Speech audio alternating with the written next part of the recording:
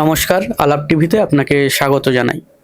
আর এই মুহূর্তে আমাদের সঙ্গে রয়েছেন সপ্তর্ষি সামন্ত, যিনি একাদশ শ্রেণীর ছাত্র হয়েও একজন পাঠক, একজন লেখক এবং একজন চিত্রশিল্পী হিসেবে পরিচিতি লাভ করেছেন। আজ কথা বলবো তার সঙ্গে। আলাপ টিভিতে আপনাকে স্বাগত জানাই। অসংখ্য ধন্যবাদ। ছোটবেলা থেকে বই পড়ার প্রতি আপনার তেমন আগ্রহ ছিল না। একদিন ট্রেনে যেতে যেতে একটা ম্যাগাজিন হঠাৎ করে আপনার পড়ার প্রতি যে আগ্রহ সেটা এনে দেয়। সেই গল্পটা আমাদেরকে একটু শোনাবেন। আচ্ছা, সে বিষয়টা হচ্ছে ছোটবেলা থেকে তেমন পড়াশোনার বই পড়ার প্রতি তেমন আগ্রহ ছিল না বলতে তেমন বইটা পড়া হতো না, এবং আমি বরাবরই একজন মধ্যবিত্ত ছাত্র। তো সেখান থেকেই একদিন হট করেই এটা একটা মুহূর্ত তৈরি হয়। যেমনটা হচ্ছে একদিন যাচ্ছিলাম, আমাদের ব্যারাকপুরে বাড়ি, ব্যারাকপুর থেকে বর্ধমানের উদ্দেশ্যে। তো তখন ট্রেনে ঠিক নৈহাটিতে দাঁড়িয়েছে, ট্রেনটা অনেকক্ষণ দাঁড়িয়ে রয়েছে। তো সেখানে দেখি অনেক রকম ম্যাগাজিন হয়, যেগুলো আনন্দমেলা বা যে ধরনের ম্যাগাজিনগুলো হয়, মাসিক পত্রিকাগুলো। তো একটি ম্যাগাজিন রাখা আছে, একজন পত্রিকা বিক্রেতা তিনি বিক্রি করছেন। তো সেটাকে দেখে, তার প্রচ্ছদ থেকে দেখে অত্যন্ত একটা ভালোবাসা জাগলো। যেহেতু ছবি আঁকে বরাবরই একটা ভালোবাসা, তো সেখান থেকে দেখে ওই ছবিটার প্রতি ভালোবাসা থেকে বাবার কাছে একটা বায়না যে ওই বইটা আমাকে কিনে দিতে হবে। ঠিক আছে, সেটা শুনে বাবা একটু হাসতে হাসতে বলে যে, কি করবি বইটা কিনে, তো তুই তো পড়বি না। তো সেখান থেকে তারপরে বাবা ওই বইটি কিনে দেন, এবং বলা যেতে পারে বই পড়ার প্রতি ভালোবাসার যাত্রাটা সেখান থেকেই শুরু। ওই ছবিটার থেকে ভালোবাসা থেকেই, যেমনটা সবাই বলেন যে শিল্প সাহিত্য সব মিলেমিশে আছে, তো এইটা আমার জীবনে একটা পরিপ্রেক্ষিভাবে জড়িয়ে রয়েছে। যে ওইটা থেকে আমি আবার আমার একটা পথ চলা শুরু হলো, যেটা বই পড়া। ওইটা নিলাম, পড়লাম, তারপর থেকে আস্তে আস্তে শুরু হলো পড়া, এবং ওইটার থেকে আরো কিছু মাসিক পত্রিকা পড়া। তো সেখান থেকে নানান রকম ভাবেই শুরু হওয়া। বই পড়ার প্রতি ভালোবাসা শুরু হওয়ার পর থেকে একের পর এক আপনি বই পড়ে চলেছেন, কিন্তু এই যে বই পড়ার থেকে একজন পাঠক থেকে লেখক হয়ে ওঠার গল্পটা বলবেন। আচ্ছা, এইটাও একটা খুব একটা হট করে হয়ে যাওয়া একটা ঘটনা। তো পাঠক থেকে বলতে আস্তে আস্তে তখন ভালোবাসাটা জাগে, এবং যেমন ছবি আঁকার প্রতি ভালোবাসা ছিল, সেখান থেকে পড়া শুরু করলাম। পড়া শুরু করলাম বলতে নিজেদের পড়াশোনার পাশাপাশি ওই বইগুলো যেন একটা টান তৈরি হওয়া শুরু করলো। এবং সেই সময় আমি ক্যালকাটা হেয়ার স্কুলের স্টুডেন্ট। তো বরাবরই বই পড়া থেকেই ছোটবেলা থেকে আমাদের একটা উত্থান। তো সেখানে দেখছি যে এত বই সবসময়, তো সেখানেও ওই জিনিসটা একটু বেশি কাজ করতো, যে বইয়ের প্রচ্ছদ দেখে একটা আলাদা ভালোবাসা জন্মাতে থাকে, যে বইটার প্রতি ভালোবাসা সেখান থেকে পড়া শুরু, এবং পড়তে পড়তে বিভিন্ন রকম, এবং সবচেয়ে বেশি আমার কাছে যেটা ভালো লাগে এখনো অবধি, যে বিভিন্ন রকম তদন্তমূলক, রোমাঞ্চমূলক যে লেখাগুলো, গোয়েন্দা। কারণ আমি যেটুকু লিখি, আমার লেখার অনুপ্রেরণা আমি বলি যে শার্লক হোমস। ওনার লেখাগুলোকে যখন পড়া শুরু করলাম, যে একটা বুদ্ধি, খাওয়া দাওয়া ভুলে নিজের পরীক্ষার আগের দিন, এরকম একটা ঘটনা আছে যে সেদিনকে ইতিহাস পরীক্ষা ছিল। তো সেই আগের দিন একটা শার্লক হোমসের একটা ছোট গল্প পড়ছিলাম, একটু অংশ বাকি ছিল। তো বাড়িতে তো বলছি যে এটা কমপ্লিট করা। তো সেই সময় যেন পড়া তো পড়ছি, তখনও মনে হচ্ছে যেন ওইটা একটু পড়ি, ওইটা একটু পড়ি। তো এরকম থেকে ভালোবাসা দেখতে আস্তে আস্তে আস্তে আস্তে পড়া, নতুন নতুন আরো অনেক বই চিনলাম, অনেক পাঠকদের সাথে পরিচয় হলো। তো সেখান থেকে মোটামুটি চলছে এখন অব্দি, এখনো পড়ছি প্রচুর। বই পড়াটা জাস্ট শুরু হওয়াটা খুব সোজা, কিন্তু শেষ হওয়াটা অনন্তকালের, সারা জীবনের প্রকল্প একটা বলা যেতে পারে। আপনি একটা সময় আপনার মনের কথাগুলো ডায়েরিতে লিখে রাখতেন, কিন্তু সেই ডায়েরি থেকে একটা মলাটবন্দি বই আকারে প্রকাশ করা, এই যে অনুভূতি কেমন ছিল? এটা তো সত্যি একটা অনুভূতি ভালো ছিল, কারণ আমি একটা বই থেকে পড়ছিলাম। তো সেখানে দেখছি যিনি লেখক তিনি ইতিমধ্যে, তেনার নামটা আমার মনে পড়ছে না। তো তিনি তেনার লেখার মধ্যে তুলে ধরছেন যে তুমি যেটা ভাবছো বা তোমার মনের ভেতরে যেটা চলছে, সেটা মানুষকে জানানো বা নিজের লেখনী বন্দি করে, পেন বন্দি করে, ডায়েরি বন্দি করাটা খুব গুরুত্বপূর্ণ। তো সেখান থেকেই এটা শুরু হলো। তো বিভিন্ন রকম গল্পগুলো, যেমন আমার এখনো মনে আছে প্রথম ব্যাচে পড়তে যাওয়া, তো সেখানে টিচার্স ডের প্রথম গল্প, এই ধরনের ছোট ছোট জীবনে যে মুহূর্তগুলো, যেগুলো খুব মনে রাখার মতন, তো সেগুলোকে লিখে রাখা শুরু করলাম। তো যেই লেখকের কথা বলছি, তিনি বলেছিলেন যে যখন তুমি বড় হয়ে যাবে, যখন তোমার একদম বার্ধক্য বয়স, তখন যখন সময় কাটবে না, তো এই লেখাগুলো দেখলে পুরোনো স্মৃতিগুলো যেন চোখের সামনে ভেসে ওঠে। তো সেইটাই একটা শুনে অনুপ্রাণিত হই লেখাটা শুরু। তো সেখান থেকে লিখতে লিখতে জাস্ট নিজের গল্পগুলো লিখতে লিখতেই আশা করি ডায়েরিটা লেখা শুরু হয়। তো সেখান থেকে হঠাৎ একদিন একজন যেই প্রকাশকের নাম না করলেই নয়, তিনি, আমি তিনি আমাকে আমার লেখাগুলো যখন দেখছেন তখন অলরেডি আমি ছবি আঁকা নিয়ে একটা বড় জায়গায় যেতে পেরেছি। তো সেখান থেকে পশ্চিমবঙ্গ একটি সম্মান, পশ্চিমবঙ্গ রাজ্য সরকারের তরফ থেকে একটি সম্মাননা পাই। তো এবং সেখানে বইমেলাতে তিনার সঙ্গে পরিচয় হয়। তো তিনি একরকম অনুপ্রাণিত করে যে লেখাগুলো শুধুমাত্র ডায়েরিতে কেন বন্দি থাকবে, এবং যেই গল্পগুলো তৈরি করছি সেগুলো কেন শুধু আমি পড়বো, তো সেগুলো যেন মানুষও পড়ে। তো সেইখান থেকে একটা যে সাডেনলি ভাবে 2024-এ এই ঘটনাটা ঘটে। তো সেখান থেকেই ফার্স্ট আমার বই লেখার মানে লেখালেখির জায়গাতে থেকে ডায়েরি লেখার পর থেকে সামনের দিকে আসার একটা ঘটনা তৈরি হয়। এই তরুণ বয়সেই আপনি অনেক বই লিখেছেন। বই মেলাতে যখন একজন অচেনা পাঠক আপনার বইটা হাতে নিয়ে নেড়েচেড়ে দেখছেন বা পড়ছেন, দূর থেকে দেখে কেমন লাগে আপনার? দূর থেকে দেখে তো এটা একটা মানে কি বলবো, একটা চিরপ্রাপ্তি। মানে মনে হয় যে যেমন স্বামী বিবেকানন্দ বলেছিলেন যে তুমি যখন জন্মাচ্ছ তোমার জীবনে কিছু লক্ষ্য উদ্দেশ্য থাকা দরকার, এবং সেগুলো যেন তুমি যখন চলে যাবে এই দুনিয়া থেকে তখন যেন সেগুলো স্মৃতি হিসেবে থেকে যায়। সেটা তোমার ভালো কাজ হতে পারে বা তোমার কিছু সৃষ্টি হতে পারে। তো সেটা দেখি যখন মানে বইমেলাতে যখন স্টলগুলোতে যখন দেখি, ধরুন এবছর বইমেলাতে আমি যেতে পারিনি কারণ এবছর আমার মাধ্যমিক ছিল। তো আগের বছর যখন বইমেলাতে যাই, তো সেই প্রথম বইটা আমার যখন প্রকাশিত হয়, তো প্রকাশিত হয়েছিল ওই পুজোর মানে অক্টোবর মাসে প্রকাশিত হয়, এবং বইমেলা অবধি চলে। এবার বইমেলাতে অত বই, অত পাঠক, লেখক, গুণী গুণী লেখকদের সমারোহে যখন তারা ওই বইগুলোকে মানে তুলে নিচ্ছেন বা দেখছেন, সেখানে যখন নিজের বইটা মানে নিজের হাবিজাবি গল্প, মানে প্রথম গল্পটাই ছিল আমার একটি নির্বাচিত রহস্য উন্মোচন বইটা, যেখানে মূলত আমি একটি তদন্তমূলক গল্প 5টি গল্প নিয়ে করেছিলাম কাজটা, এবং সামন্ত বাবু মানে আমারই একটা কাল্পনিক চরিত্র এখানে দিয়েছিলাম যিনি এগুলো তদন্ত করে বের করছেন। তো যখন দেখছি পাঠকের হাতে সেই বইগুলো, এবং মানে আমি যখন ঢুকছি তখন এই ঘটনাটা খুব মনে করার মতন। তো তিনি এসেছিলেন সম্ভবত আসানসোল থেকে বইমেলাতে। তো ওই স্টলে, নির্দিষ্ট স্টলে এসে বইটি কিনেছেন, এবং সৌভাগ্যক্রমে তখন দুপুর 3টে 3:30 বাজে, এবং আমিও ওই টাইমটা জাস্ট ঢুকেছি। ওই দিনকে আমার যাওয়ার কোনো প্ল্যান ছিল না, হট করেই যাওয়া। তো যখন ঢুকেছি তখন তিনি আমাকে দেখতে পায় যে সপ্তর্ষি সামন্ত, তো যিনি প্রকাশক ছিলেন তিনিও দেখাচ্ছেন যে ইনার বই। তো তিনি ওই বইটা 2 কপি কিনেছিলেন। তো একটা আনন্দ, তিনি সঙ্গে সঙ্গে ব্যাগ থেকে বইটা বের করে বলছে স্যার একটা সাইন। আমি বলছি এইটা তো মানে আমার কাছে আলাদা পাওয়ার, প্রথম বই সেখানে মানে ওটা হচ্ছে সামনাসামনি একজন লেখককে প্রথম স্বাক্ষর দেওয়া। তো সেইটা একটা আলাদাই একটা পাওয়া, চির পাওয়া বলা যেতে পারে। এই লেখালেখির ক্ষেত্রে কোন কোন লেখক বা কবি আপনাকে অনুপ্রাণিত করেছে?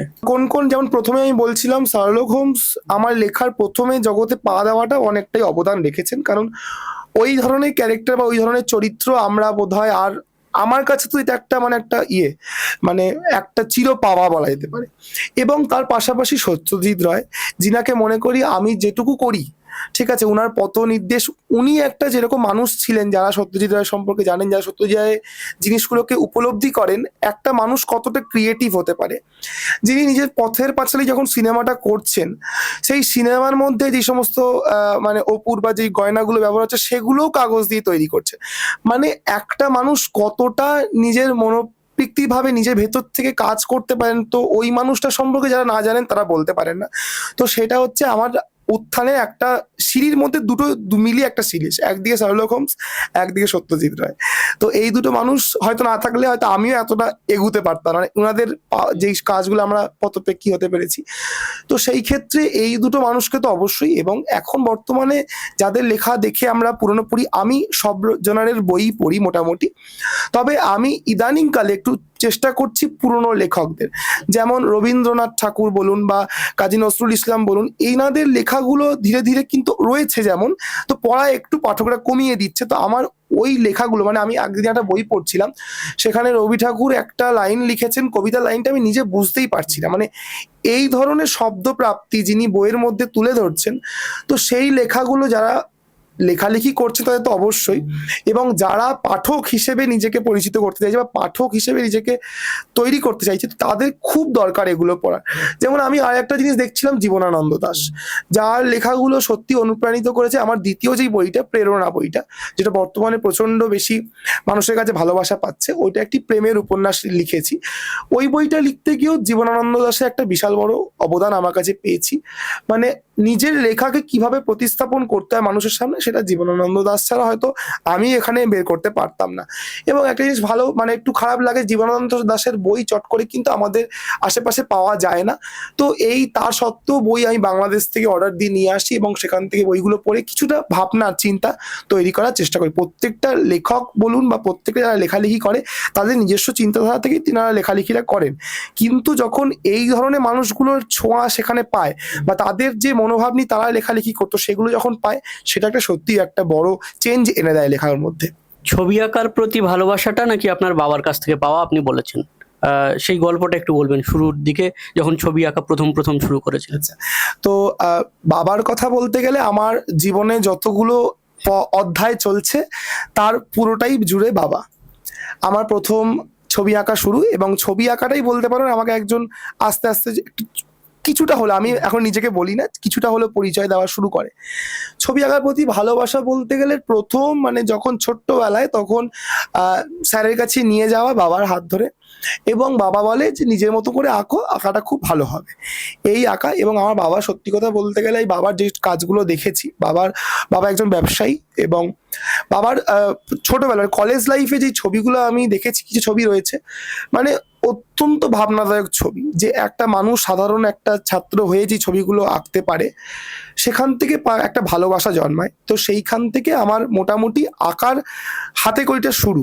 এবং আরেকজন যার নাম না করলেই হয়, ব্যারাকপুর রাষ্ট্রীয় উচ্চ বিদ্যালয়, আমি দশম শ্রেণী অবধি, তারপরে মানে পঞ্চম শ্রেণী অবধি হেয়ার স্কুল, তারপরে পঞ্চম থেকে দশম শ্রেণী অবধি কলকাতায় ব্যারাকপুর হেয়ার স্কুলে, ব্যারাকপুর গভর্নমেন্ট স্কুলে পড়ি।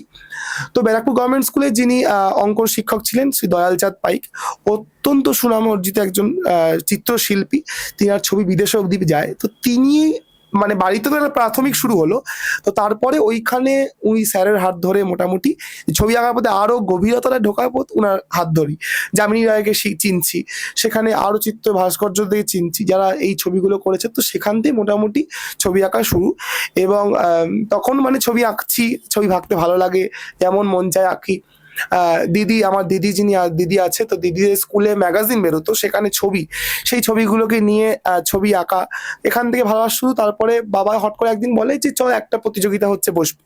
তখন আমার মাথায় প্রতিযোগিতা কি সেও জানি না, তখন আমি সম্ভবত ক্লাস 5-এ পড়ি, কি জানি না। তো সেখানে প্রতিযোগিতা একটা কি পাড়ার একটা প্রতিযোগিতায় বসি, এবং একটা ছবি নিজের মতন করেই ছবিটা এঁকেছিলাম, সেই ছবিটা ওখানে প্রথম স্থান অর্জন করে।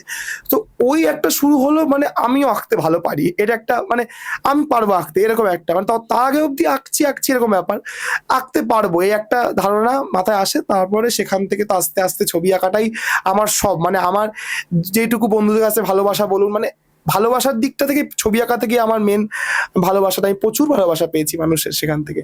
আপনি এখনো পর্যন্ত প্রায় 200টির বেশি পুরস্কার অর্জন করেছেন, তার মধ্যে সব থেকে সেরা কোনটা বলে মনে হয় আপনার?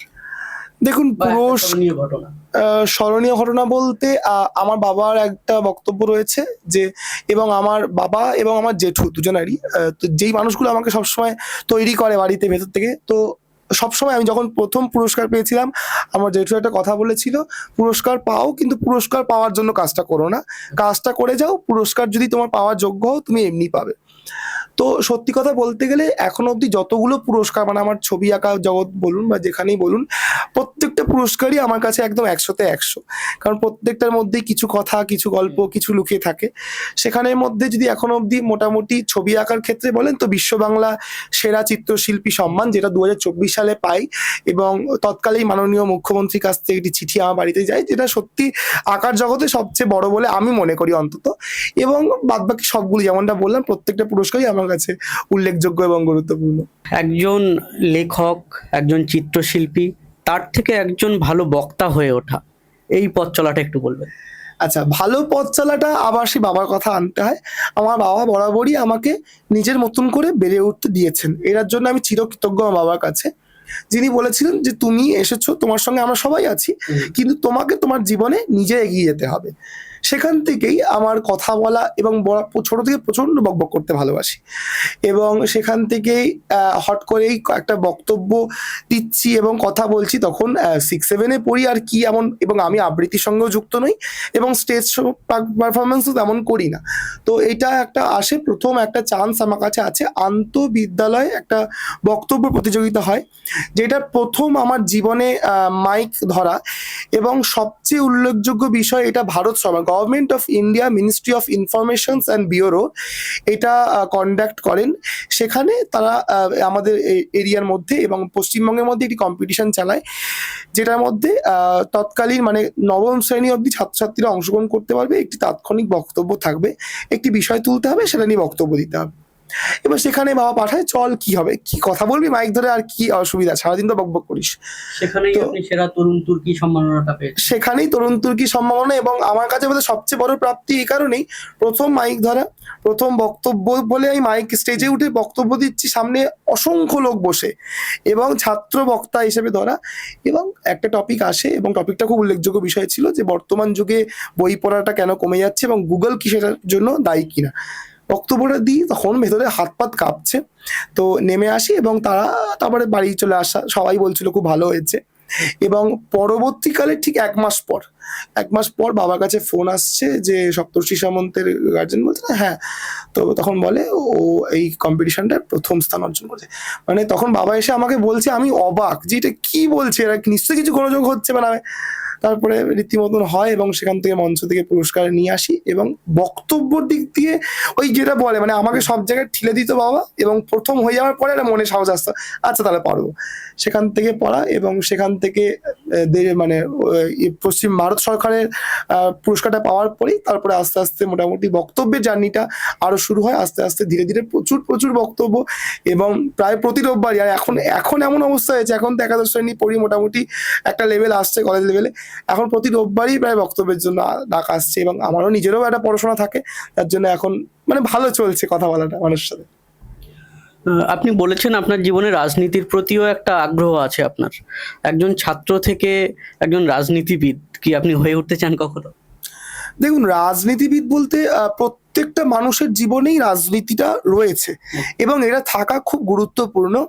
এবং যার জন্যে আমি বর্তমানে এখন পড়াশোনা যেটা করছি, আমি রাজনীতি চ্যাপ্টারটাকে রেখেছি, মানে পলিটিক্যাল সায়েন্সটাকে রেখেছি। এবং আমার অত্যন্ত ভালো লাগা বিষয় সেটা নয়, ব্যাপারটা হচ্ছে কি, মানে প্রতিটা মানুষের জীবনে যে রাজনীতি থাকে এবং তার থাকাটা যে প্রচন্ড দরকার, সেটা আমি মোটামুটি বুঝতে পারি একটু ছোট অবস্থা থেকেই। যার জন্য অনেকে বলে যে এত ছোট অবস্থা থেকে রাজনীতি সম্পর্কে ইন্টারেস্ট কেন। এইটাও একটা বলতে গেলে আমাদের বাড়িতে একটা রাজনীতি সম্পর্কে চর্চাটা বিষয়টা বরাবরই রয়েছে। এবং রাজনীতি জিনিসটা এখন পরিপ্রেক্ষিতে যেটা দেখছি, এবং সেখান থেকেই ভালোবাসাটা, রাজনীতিতে বোঝা যে জিনিসটা কি হচ্ছে, কি চলছে, আর কি। একজন তরুণ ছাত্র হিসেবে রাজনীতিটা আপনাকে কিভাবে ভাবতে শেখায়? দেখুন, তরুণ যদি বলেন, তরুণ হিসেবে ভাবতে শেখায় যে আমাদেরকে এগিয়ে আসতে হবে। যদি আমরা এগিয়ে না আসি, বর্তমানে রাজনীতি বলে আর কিছুদিন পরে কিছু থাকবে না। অনেকে বলে যে যখন রাজনীতি সম্পর্কে আইডিয়া দিই, এবং এই কিছুদিন আগেই একটা বড় জায়গায় আমরা একটা আন্দোলনে গেছিলাম, তো সেখানে অনেকে এখন রাজনীতিটা ব্যবসার ময়দানে অনেককে নামিয়ে নিয়ে এসছে। এটা আমার কাছে অত্যন্ত একটি লজ্জাজনক বিষয়, এবং যারা এগুলো করে আমি তাদেরকে একদম পছন্দ করি না। এবং ব্যাপারটা হচ্ছে, রাজনীতিটা প্রত্যেকটা ছাত্রকে বর্তমানে যারা রয়েছে, অনেকে আমাদের বন্ধু বান্ধবদের মধ্যে বলে আমি রাজনীতি সম্পর্কে বুঝি না, তো এটা প্রচন্ড বোঝা উচিত। এবং যে ছাত্র, আমরা বাঙালিদের রক্তের মধ্যে একটা রাজনীতি থাকে, সে করুক না করুক, ওতপ্রোতভাবে যুক্ত থাকুক বা না থাকুক, তো প্রত্যেকটা ছাত্র বা আমাদের সহপাঠী যারা রয়েছে, তাদেরকে রাজনীতি সম্পর্কে খুব দরকার বোঝার, এবং তাদেরকে এগিয়ে আসার। এবং কি চলছে, এবং তুমি তোমার কথাটাকে যে চোখে চোখ রেখে সামনে বলবে, এটার অত্যন্ত দরকার। যেটা ভগবানের আশীর্বাদে মোটামুটি আমি চেষ্টা করি যে আমার যেখানে ঠিক, যেটা ভুল, যেটা খারাপ লাগে, সেটা আমি বলি, সেটা যত বড়ই মানুষ হোক বা যত বড় মাপেরই হোক। এবং যার জন্যে একটা পরিচয় রয়েছে। এবং বললাম যে বরাবরই কথা বলতে বেশি ভালোবাসি, কোনো জায়গায় দ্বিধাবোধ করি না, যেটা খারাপ দেখি সেটা খারাপ, যেটা ভালো দেখি সেটা ভালো।